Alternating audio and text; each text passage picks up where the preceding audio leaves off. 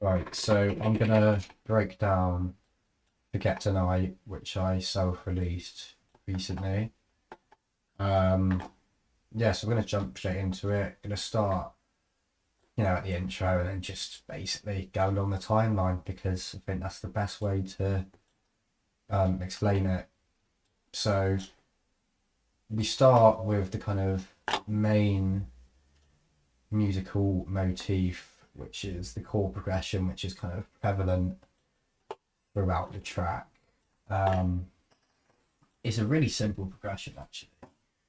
It just uses two notes, no triads or anything. Like this first note, it's an F sharp minor chord progression.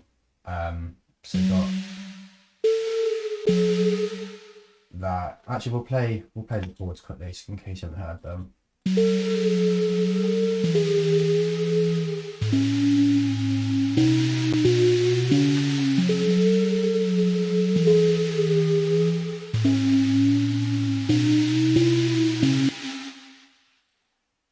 So it's basically that repeated, but goes up an octave here.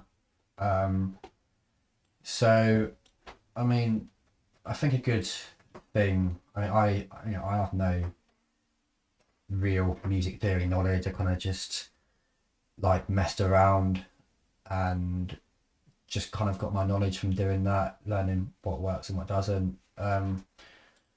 Always suggest to have like kind of, especially when you're doing this, like just two notes. You don't want most of the time you're not going to want them like really closely spaced together. So this is effectively these notes are effectively the bass notes, and then the leading tones um, above them, like to create the harmony. Yeah, I think learning about kind of leading tones and how each note kind of matters about how they lead on to the next one. Like this note and this note, the way they interact is really important. It's not just like the chord in all. It's kind of like how each note works the melody. That's just kind of an opinion that I've formed over messing about with stuff. I don't know pretty what the not theory behind it is, but you can also see as well I've added a bit of I'm not sure what you call it, but just like offsetted the top notes from the bottom notes, just because it adds a bit of like realism to your synths and your chord progressions. So like for example, when you've got someone playing a piano, like you don't hit every note at the same time. There's going to be a little bit of it's impossible to, well, I mean, someone's really done it, but mechanically just hit every single note at the same time. There's going to be a bit of variation to it. So this is kind of recreating that, I suppose. But it also just gives it like a different feel and a different vibe. Like we'll do a little. We'll just do these first two notes. If I like just do that. I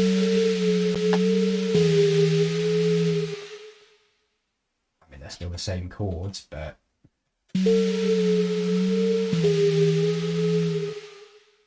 it's quite subtle, but it does make a difference. You do hear it. You can hear that, that hits slightly before then.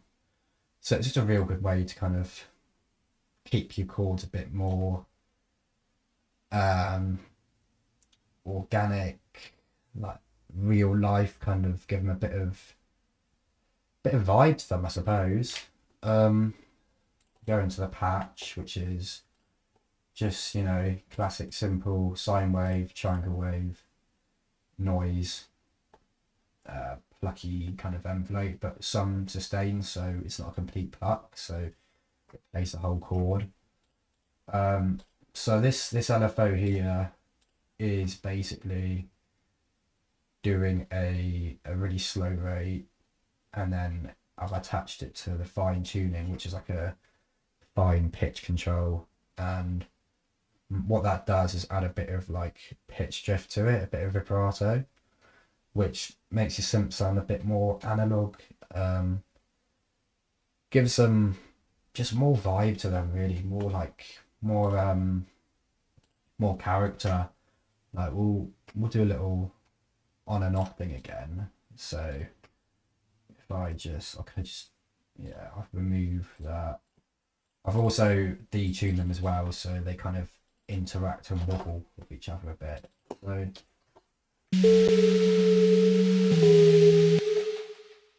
that's about any pitch drift, and then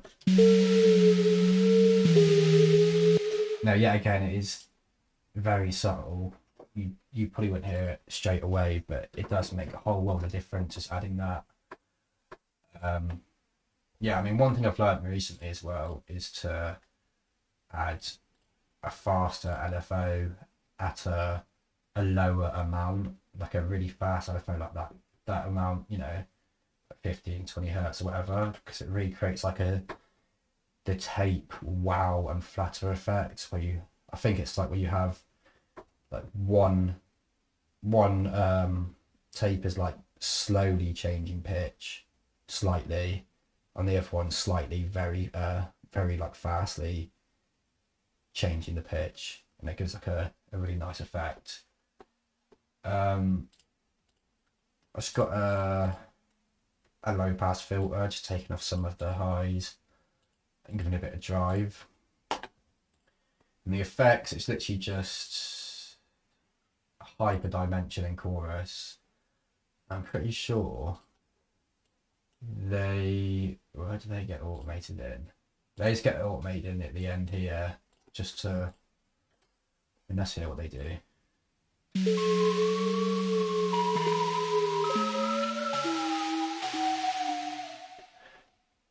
It kind of detunes it a little bit, and I suppose because this is the drop here, it just adds a bit of movement and tension leading up into the drop, because you want quite a bit of, you want things changing basically when you lead into a drop, and you want discrepancies and, you know, pitch kind of go over the place, because it'll add a lot of tension.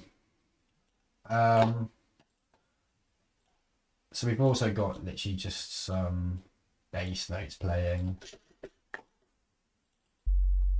This is literally just a sub, just literally a sine wave, that's it. And then got the same patch but an octave higher and the same chord progression.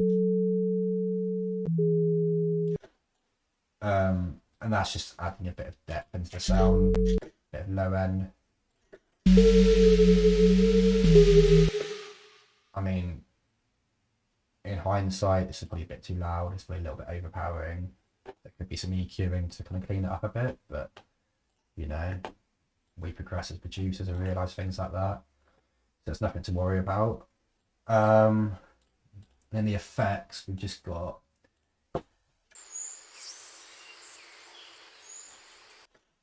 that, which is a sample splice of birds, crickets, Costa Rica, morning, distant monkeys. 1 pan left, 1 pan right, and one's reverse.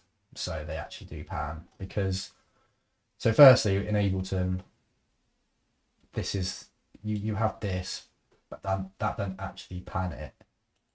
That just turns the left or right channel up. It doesn't actually pan the sound. So if you click split stereo pan mode, you have control over the left channel and the right channel. And you can basically control how much the right channel goes to the left and vice versa. So one's left, one's right, and then, you know, if I had them both exactly the same, it's not going to be stereo because they're exactly the same thing, and for stereo to happen you have to have some kind of difference between the left and right channel. All it does is just make each side louder basically. So I reversed it, And there you go. It just adds a nice little like stereo effect, little bed for him to sit under, and it goes in the whole track, I think. Yeah. At the moment it's silent here when I think the track bridge completely cuts out. And then we've got a bit of tape noise as well. Oh.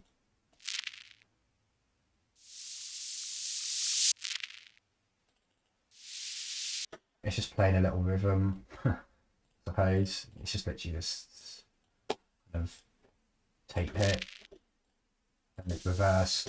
I always like adding tape noise, any kind of noise, probably tape noise to tracks because it's a bit more, it's a lot more character to it than just normal white noise, which is just a sheet of noise. But as you can see,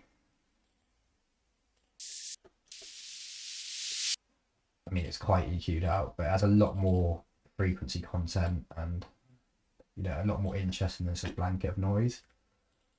And then I don't know why this doubled up, which didn't, but basically what this is doing, okay, one's a high pass, one's a low pass, is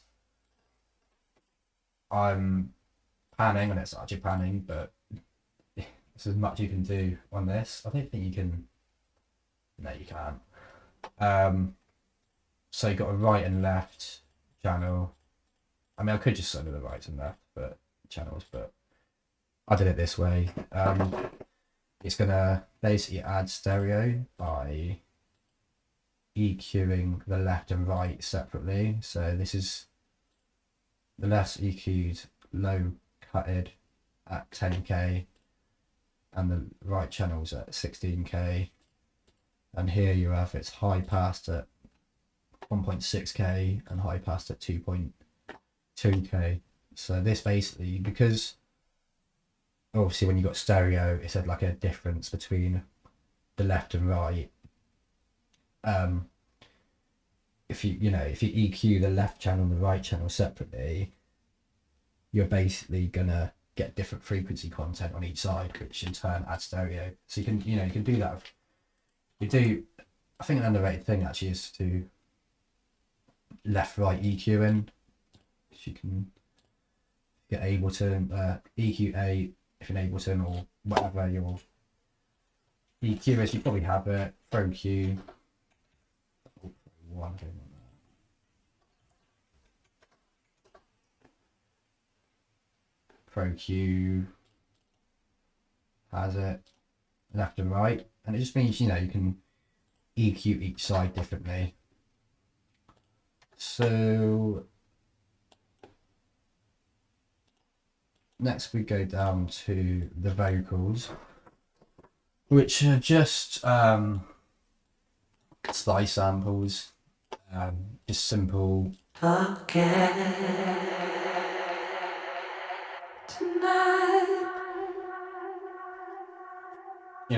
It's literally just shut up, 2 phrases the whole time. I'm pretty sure the whole sample is. I'm pretty sure that's just the whole sample, to be fair. But yeah, it's got processing wise, it's got quite a bit on it, to be fair. They all do, yeah, bloody hell. Probably a bit unnecessary, but at the time it wasn't. So it's just taking off some highs here, doing a little dip, dynamic EQ at 2k, parallel reverb, parallel chorus. This is the old Ableton chorus. It's Yo Man preset, which as you can see here, makes stuff very wide and very quite an interesting stereo image. So I did like using that a lot. Got this echo, which is just automating at certain points, just to, you can hear, make it echo out. I really like this echo because you had some wobble, like I was doing the LFO in Serum.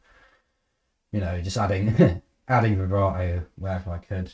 I mean, I do it a lot more now because I just think it's a really cool effect. I think something that goes a bit I've noticed in echo is this section here. I'm not 100%. I mean, yeah. So it just basically offsets the delay on each side, by like a minuscule amount, like a fraction amount. So it adds kind of more like swung delays. You can add like triplets, dotted notes. So these are already got a different amount on each side, but it's even more because of these little bits. Yeah, I definitely recommend just messing around with them.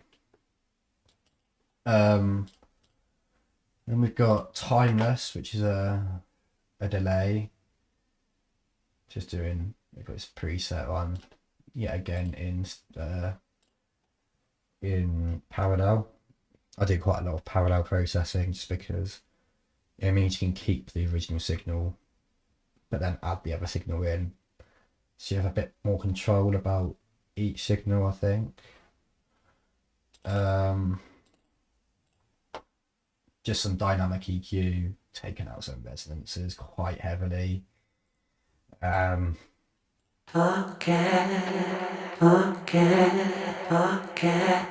yeah, that's quite major actually. There's a lot of like low mids here, so that's just backing that down. I mean, I use dynamic just so you're not killing the whole sound, because if you just straight EQ it, you can actually just kill the sound a bit. So I've just used dynamic EQ, so only EQs after it goes over a certain amount. We'll go over this red thing actually in a sec, because that's quite useful for mixing. More EQ, just taking that low end out. A de-esser, which is just dynamically ducking here 5 to 7k, just to sort out some of the S's, resonances at some points. So that the red thing in Pro Q is basically, so pink noise is like it's all the frequencies, but the amount decreases like as you go down the spectrum. We'll play some in case you don't know, so you can. Oh, that's the wrong one.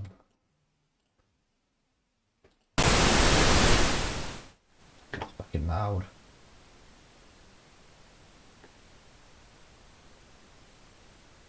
Yeah, so you can see that it's just got like a curve to it.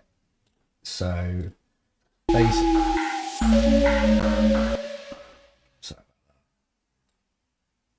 so basically what it does is if you add a noise generator to an audio channel, then send to sends only, so you don't actually hear the noise, but it's just still there. And then where's EQ? And then go to Pro Q, or you can probably use it in other plugins as well, but I'm not sure. Sidechain it from that, so 64. And then basically what it's going to do, just make sure it's just external sidechain, is that is give you that curve, and that curve is meant to kind of represent like how frequencies, I'm not really completely sure on the technical side of it, but it kind of represents like a flat spectrum, like how each frequency should be like distributed, how much energy should be in each frequency range. So what happens is, if we just play this quickly.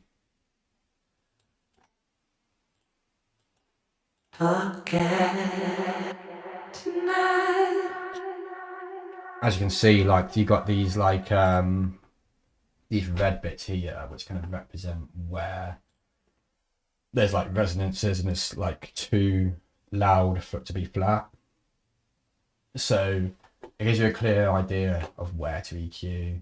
You know, you don't want to completely EQ it to shit, like where it is, because that's going to completely ruin your sound. You don't want it to be completely like flat, but um, it gives you a rough idea of where there's too much frequencies, where it's a bit too much. You can EQ it out. So get to the breakdown, and it's pretty much the same, but some layers get added. So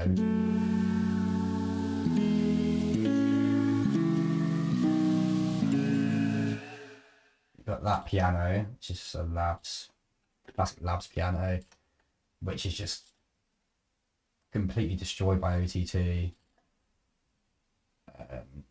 Echo, chorus, reverb, saturation, like it's pretty more distortion.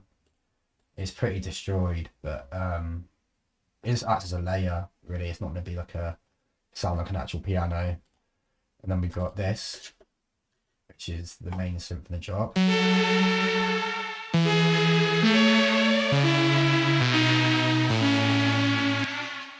I didn't actually go over the processing for this synth, but it's kind of the same on this.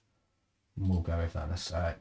So it's pretty similar patch, just assigning a saw this time, and then a multi-band compressor in the effects. And then in the effects here, I mean, yeah, I've got this, yeah, again, I've got echo and this Yeoman thing.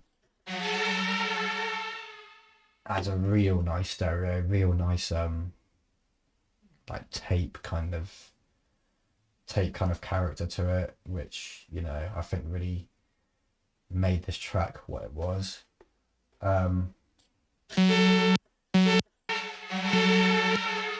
know, it's boring without it. We've got some saturation, some EQ, some distortion. It's pretty like standard processing, more EQ. This is probably automated, yeah, just for the drop like I did last time. But yeah, I mean, when you like, I don't want to go into too much detail into the specific processing I did on this, because, you know, it's not going to really help you that much, because it does depend on what the sound is and what you're doing. But like, I can just give you really some fundamental tricks for synths for processing, which is, most of the time you want to keep it quite simple. I mean, I have had times where I've had like 50 to 100 plugins. They sounded sick, but, you know, you don't want to overcomplicate it, because this is one of my favorite sounds I've made, I think, and it's pretty basic processing. You know, starting with simple waves really helps, sine waves and saw waves. Anything from this section, really. I tend to stick with basic shapes, to be honest. You have a bit more control over it, I think. Adding pitch drift, adding vibrato really helps, adding noise. And then after that, you know, I like saturating my synths, just because, you know, I make quite kind of blown up music, I suppose. It's a bit, you know, it's quite thick sounding, and saturation helps with that a lot, and distortion. And then just making sure you EQ in between steps, just so everything's kind of, you know, you can saturate, bring it up, and then EQ it back a little bit, so you take away any of the horribleness. And then, you know, echoes, delays, chorus, reverbs, stuff like that. It's just about messing around with stuff like that, basically. Nothing too complex. Then we've got here, I mean, this is, yeah, go into kind of more arrangement stuff of it.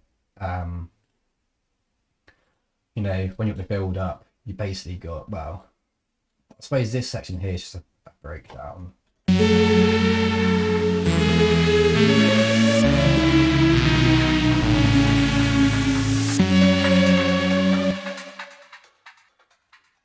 like when you get to this bit, you wanna change it. You want some progression, so it builds up to the drop. So first, I added some notes up here, so they become triads. I added this layer, which comes in later as well. And also I've got this these drums as well that come in. So this is literally I think it's an Aleph loop that honestly I think I just dragged this straight in, to be honest, which I don't usually do, but you know, I think I was kind of getting a feel for the rhythm of what I wanted, found this loop, and then ended up just adding it, but as a kind of under layer.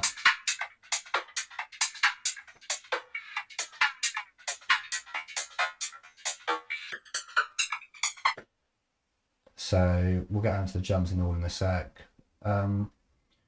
But yeah, I mean the build up is pretty simple. Just adding stuff, automating stuff, and then you know riser, and then right for the drop. We just get the vocal, and then we get into the drop. So go for the kick first. Basically, it's just an Umru kick sample, which you know I'm usually one for synthesizing my drums, well my kicks, but actually you know see I did do this first, but it didn't really fit the vibe of the track, so I got a quite obnoxiously thuddy kick, very heavy though, as you can hear, and just you know use that because it sounded sick. I thought it had a bit of character to it, and this track is less about precision, more about character. It's got a bit of transient shaping, tighten up a bit, give it a bit of a tap. I'll take all the plugins off actually.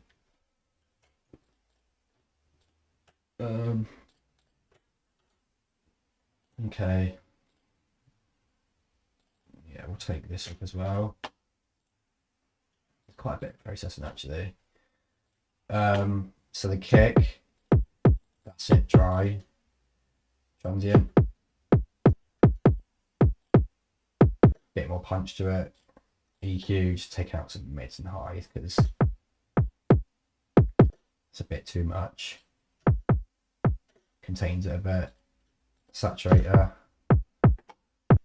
And then I've got this LFO, which is randomly modulating the decay, because in the sampler I took the sustain down and tightened up a bit because before it was way too long.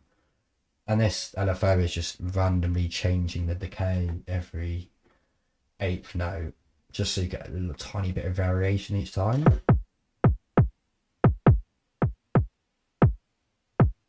Quite subtle, but I did this a lot in this track. It's just very subtly randomly modulating things because it just adds a little bit of realness. Like I was going about the synths, like the piano player, with offsetting notes. With a kick, you're not going to hit a kick the same velocity every time. And this is, you know, this is just a way, you know, you could change the velocities and stuff to do this, but I just prefer using LFOs on like, I mean, actually to be fair, this isn't the volume, this is the decay, but it's the same kind of effect. It's short and snappier, which kind of makes it a bit less prominent and then louder. So just, you know, using LFOs to randomly modulate things subtly just adds a bit of like realness into your tracks.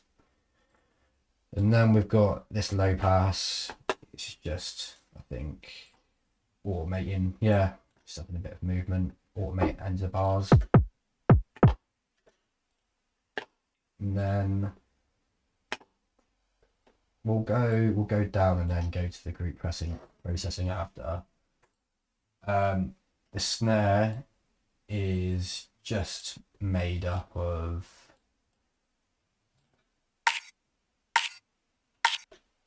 this layer here, which is the transient. Yeah, pretty simple. It's got this EQ boosting the fuck out of the fundamental of it.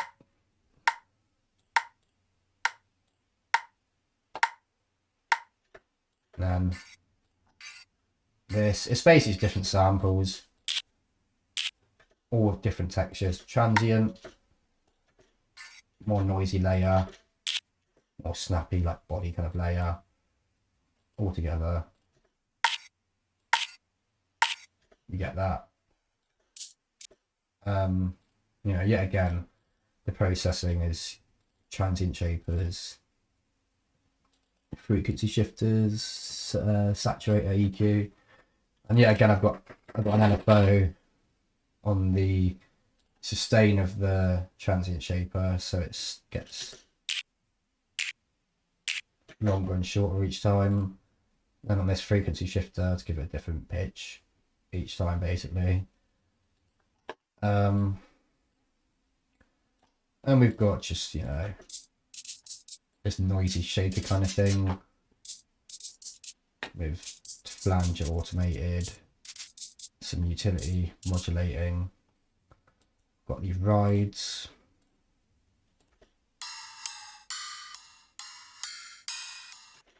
With a frequency shifter being modulated randomly. You got this delay by 3 minutes. So it's the same ride, but one's delayed by 3 milliseconds, so it gives it a bit of swing. I do like doing that with like audio samples, it's just duplicating them and then going to here, offsetting them by a few milliseconds. And then yeah, got this loop that I was on about, which kind of just gives the rhythm, but then it's basically stuff laid on top.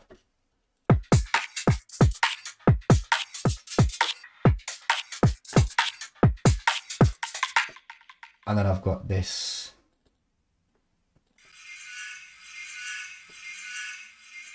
just to, I don't know, it comes in like every 4 bars, every so often, just to like give it a bit of movement. I feel like when I'm writing tracks, I can just hear the sounds, like how things are supposed to move, and this kind of just felt right.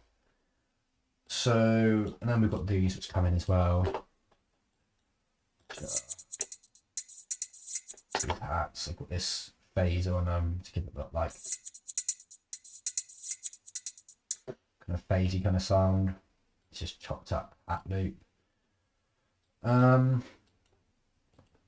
And then on the buses we have, so a good trick for kicks and snares is to make them a bit more like, the main focus of the drums is to group them together, transient shape them very slightly, and then clip them. So it's basically just like pushing the transient up into a clipper and distorting it a little bit, and this will like kind of just like add, add a slight little distortion on the kick and snare, and just make it a bit more like grittier, I suppose. And then we have convolution on the whole drum kit, just in parallel to the jive. And then you've got this being high and low passed. So convolution is basically more like realistic reverb. It takes the impulse response, which is like a short response from a certain place, and then puts it in, like emulates it in as a reverb. So it sounds like you're playing through like a vacuum, through like a place. And it just adds another layer to the drums, basically. See, it's really warm without them, I think. And then yeah, distortion, clipper as well. Yeah, see, these make a lot of difference.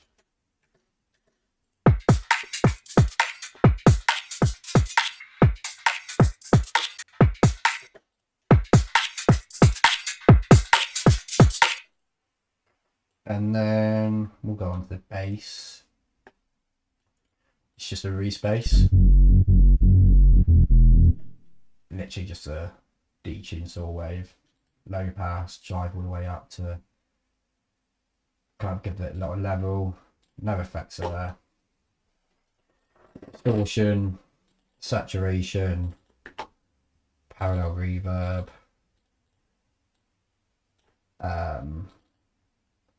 I've got these like this phaser flanger just like alternate in at certain points to keep it a bit more interesting. When does this get here? You got this one. Low pass, which gets automated up. End of bars.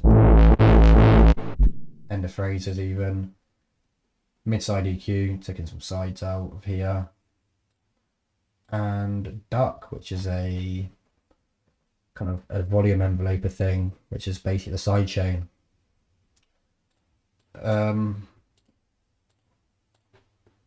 So that's pretty much all the elements.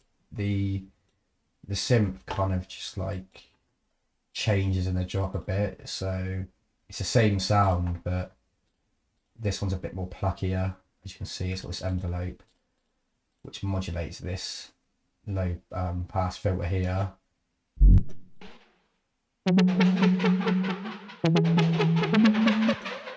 Which gives it the movement. And then it's got macros on loads of things to automate to give it movement. I think, yeah, kind of macroing things and automating them is a great way to get different variations and movements in your sounds. Then it leads into this, which is same sound, but a lot different envelope and different rate. And then, so, I mean, you've got the main motif.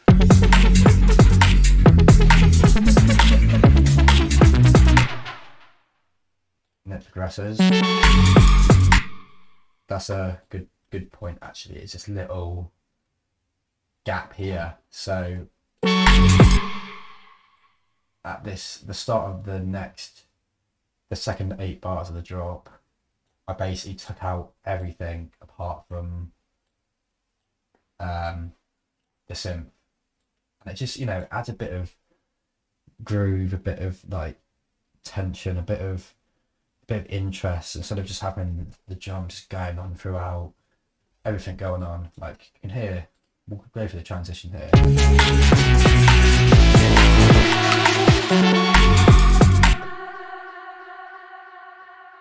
So it's like synth hits, then snare hits, and then you go back into the pattern there. I think I did that in quite a few paces throughout. And then second 16, it's just the same bass line. That's come in here. And the vocals kind of start doing the work a bit. You know, because you want to keep it interesting, and it just breaks it up. Has this little break section, and then goes back into the chords, but a bit changed up. I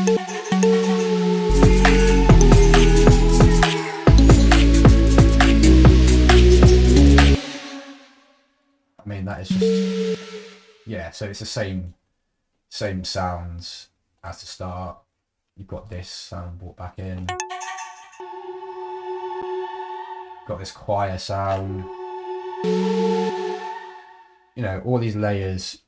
The thing of layering, and it's something that I've got better at since this as well, is you've got to think of it as like each layer is a different sound doing a completely different thing, and that is how you effectively layer things.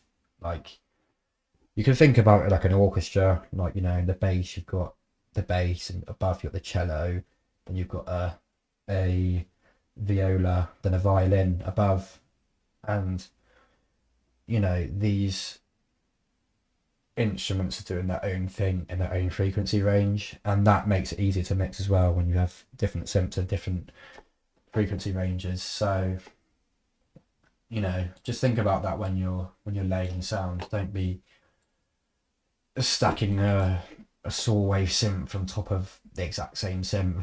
Like, it's pretty pointless. Just add different variations and you'll get like a much more broader and more full kind of soundscape. So getting on top of the second drop and stuff, it actually changes key to D sharp minor. As you can see here, these are now D sharp minor chords. Honestly, I don't really know how to seamlessly change chords, change key, but so I had this little 4 bars of atmosphere, which actually works quite nicely if you listen to it.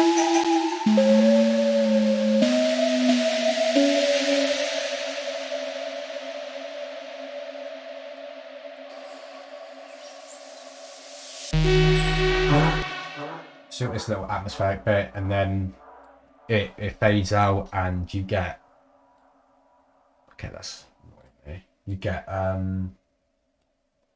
the key change. Something that I've never done before, but I just thought it'd be a really nice way to change the mood of the track, but keep the same kind of intentions and character of it. And I think it worked really well actually, how it, you know, changed keys throughout, and it's definitely something I recommend doing. Can be quite hard to pull off to sound right, but I think that, I don't know, I feel like going back to the same chord progression just didn't really work.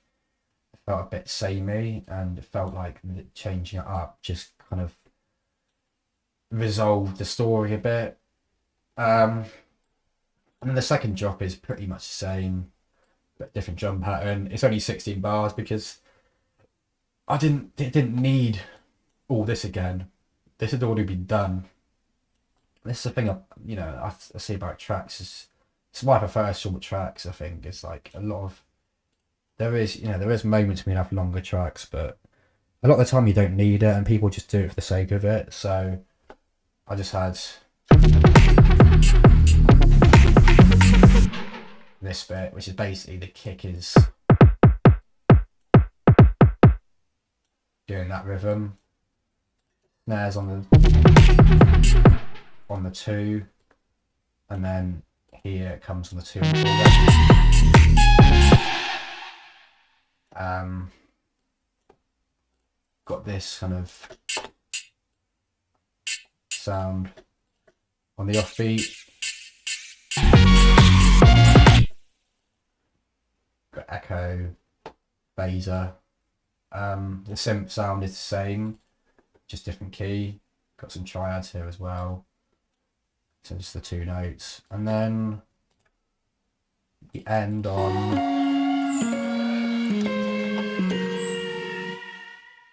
the chord progression, but it's a bit, I couldn't tell you what I did to it, but it's a bit edited to what it was before, and it kind of just, yeah, ends the track, wet the gun, but also it's different, so it ends it instead of just, you know, feel like you just start again. And I think that's it, to be fair. Yeah, I hope that was okay. It's a bit less structured than I thought it was going to be, but it's my first time doing something like this, but I'll definitely do something again. So I'll leave a link to the track on my Bandcamp and Spotify below if you want to listen to it or buy it. So yeah, thanks for listening.